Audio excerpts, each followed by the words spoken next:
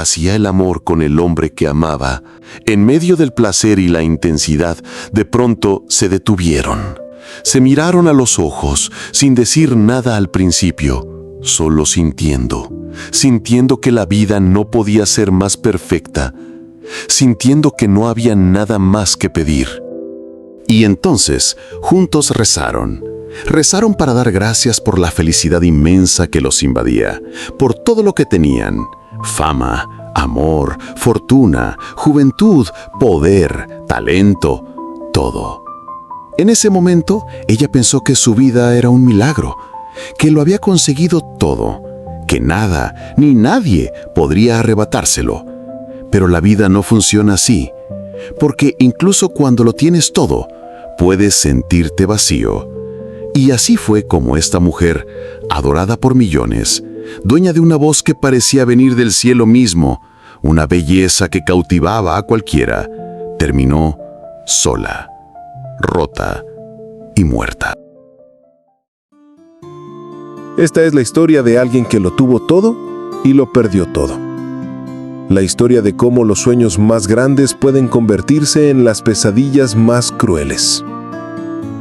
Hoy conocerás a la mujer que, siendo un ángel para el mundo, no pudo salvarse a sí misma.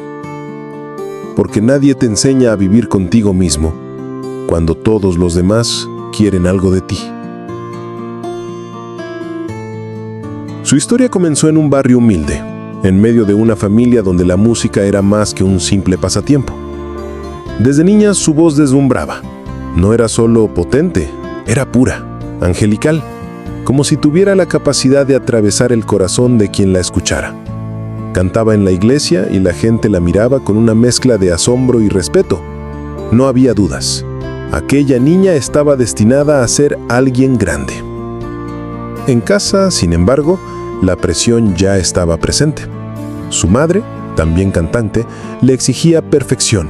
La trataba con severidad, diciéndole una y otra vez que la mediocridad no era una opción, que si quería triunfar, tenía que ser mejor que todos. Esa exigencia moldeó su carácter y sus heridas. Pronto su talento llamó la atención más allá de la iglesia.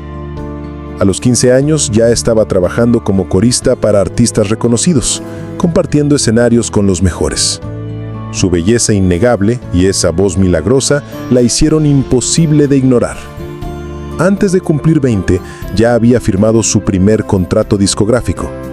Su álbum debut fue un éxito inmediato. Millones de copias vendidas, premios, portadas de revistas, entrevistas. Nadie podía creer cómo una chica tan joven podía cantar así, con tanta emoción y perfección técnica.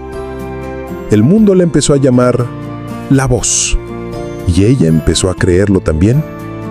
Aquella joven prodigio no solo dominaba las listas de éxito, sino también los escenarios más prestigiosos del mundo. Sus conciertos eran verdaderos espectáculos. Cada nota que salía de su garganta parecía imposible, inhumana, y sin embargo, perfecta. La gente lloraba al escucharla. La prensa la llamaba la mujer con la voz de Dios.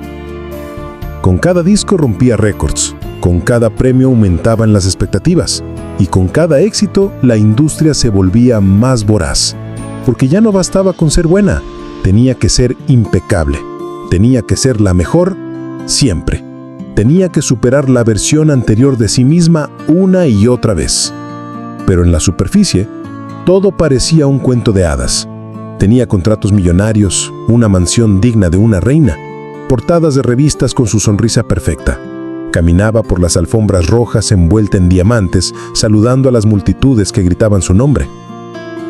Y entonces llegó él.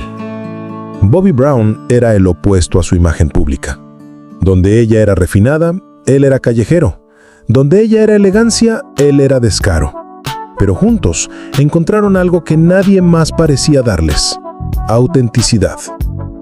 Con él se sentía libre, viva, amada de una forma cruda, intensa y peligrosa. Se enamoró perdidamente.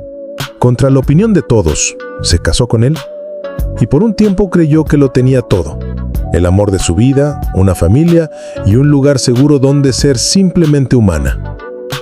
Pero la perfección pesa. Y a veces pesa tanto que empieza a romper a quien la carga. El matrimonio con Bobby, que al principio se sintió como una fuga, pronto se volvió una prisión.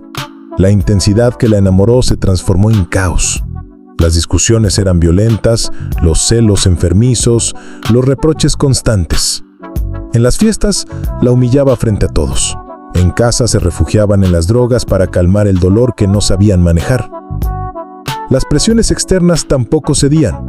La industria exigía más discos, más giras, más entrevistas, más perfección. Su voz seguía deslumbrando, pero sus ojos empezaban a perder ese brillo que la había hecho única. Cada vez que subía a un escenario, el público la ovacionaba, pero en el camerino lloraba en silencio. El maquillaje ocultaba las ojeras, los moretones, la fatiga, pero no podía ocultar las grietas de su alma. La adicción se volvió su refugio. Al principio era solo un escape ocasional, luego una necesidad diaria. Cocaína, alcohol, pastillas, algo que le hiciera olvidar, aunque fuera por unas horas, la presión de ser la voz, la reina, la perfecta. Su voz, que había sido su mayor tesoro, empezó a traicionarla. En los conciertos a veces fallaba. En las entrevistas se le notaba perdida, desconectada. Las portadas de revistas ya no hablaban de su talento, sino de su decadencia. Y en algún punto, dejó de importarle. Las cámaras que antes la adoraban ahora la perseguían como aves de rapiña. Cada salida fallida, cada concierto en el que su voz se quebraba, cada aparición en la que parecía fuera de sí, era documentada y ridiculizada en los tabloides. La mujer con la voz de Dios se había convertido en la comidilla de los medios. Se burlaban de su aspecto demacrado, de su voz apagada, de su comportamiento errático. Y mientras más la castigaban en público, más se refugiaba en las drogas. En su vida privada, la situación tampoco mejoraba. Bobby, lejos de ser un apoyo, era su compañero en la autodestrucción. Las peleas eran constantes, las acusaciones mutuas, los escándalos inevitables. Se amaban y se odiaban al mismo tiempo, en una espiral sin control. En el escenario, la perfección se había ido. Llegaba tarde a las presentaciones. A veces ni siquiera aparecía. Cuando lograba subir, su voz ya no alcanzaba las notas celestiales que la hicieron famosa. La gente se iba de los conciertos decepcionada, y ella los miraba con una mezcla de tristeza y resignación, como si ya no esperaran nada. Los contratos se cancelaban, las ventas caían, los amigos desaparecían, la familia se distanciaba. La industria, que la había elevado como a una diosa, ahora la dejaba caer sin mirar atrás. En medio de todo eso, seguía diciéndose a sí misma que podía recuperarse, que todavía había tiempo, pero en el fondo sabía que le estaba perdiendo. En sus últimos años, ya no quedaba mucho de la mujer que había conquistado al mundo. Su rostro mostraba el desgaste de años de excesos. Su figura elegante había sido reemplazada por una silueta frágil, descuidada. Su voz, esa que una vez la había elevado a lo más alto, era apenas un susurro cansado, incapaz de sostener las notas que antes parecían imposibles. Seguía actuando, aquí y allá, intentando aferrarse a lo que le quedaba de carrera. La industria, siempre hipócrita, le tendía la mano en público pero en privado la señalaba como un ejemplo de advertencia. Era, para muchos, una lección de lo que no debía hacerse. La soledad se fue apoderando de ella. Bobby ya no estaba. La familia, distanciada o simplemente incapaz de ayudarla, la dejó con sus demonios. La prensa la acechaba con titulares crueles cada vez que era vista tambaleándose o con mirada perdida en algún evento. En cada aparición pública, las sonrisas parecían más forzadas, las lágrimas más cerca de la superficie. Los que la miraban de cerca sabían que estaba rota por dentro, aunque ella intentara negarlo. En los hoteles donde se alojaba, pasaba las noches sola, rodeada de recuerdos y de un silencio insoportable. La televisión encendida para no escuchar sus propios pensamientos. Los restos de la gloria pasada colgados en las paredes como fantasmas. Y aún así, seguía diciendo que estaba bien, que pronto volvería a ser ella. Su última noche fue como muchas otras de sus últimos años, sola, en la habitación de un hotel, tratando de convencerse de que todavía había algo por lo que levantarse el día siguiente. Se hospedaba en el Beverly Hilton, en Los Ángeles, para asistir a una gala previa a los premios Grammy. Esa misma mañana había sido vista en el salón del hotel, intentando ensayar una canción, con la voz rasposa y un hilo de energía que apenas sostenía. Algunos testigos dijeron que parecía nerviosa, frágil, aunque siempre con esa sonrisa automática que tanto practicó para los demás.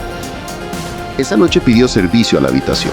Encendió la televisión. Algunas fuentes dicen que habló por teléfono con una amiga y aseguró que estaba bien, que al día siguiente lo daría todo en la gala. Pero algo en ella ya estaba decidido. O tal vez solo se rindió.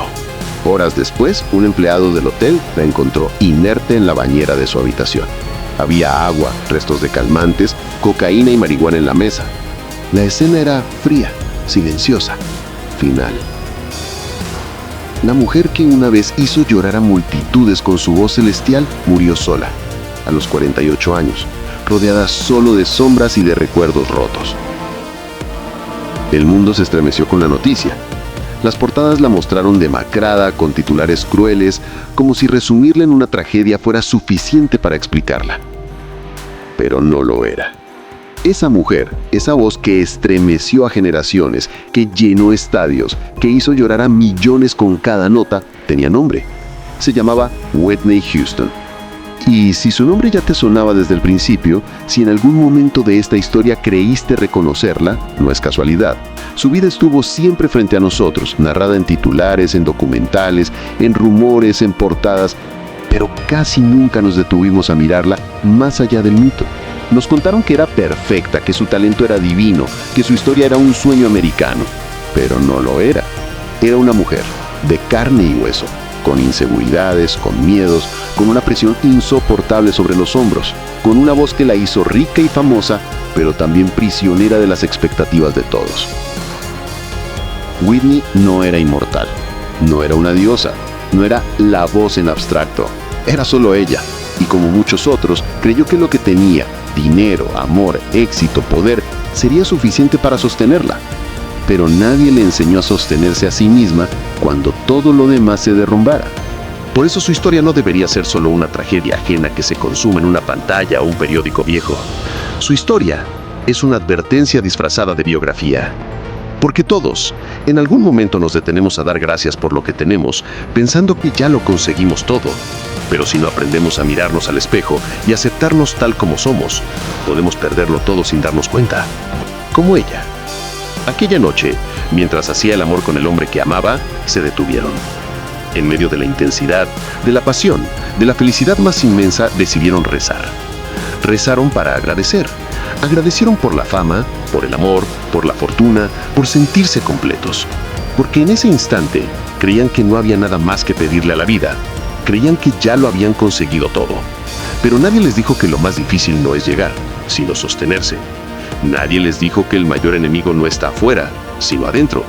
Nadie les dijo que las grietas invisibles son las más peligrosas, porque son las que nunca mostramos. Esa noche, Whitney Houston pensó que su vida era un milagro. Y lo era, solo que los milagros también pueden romperse.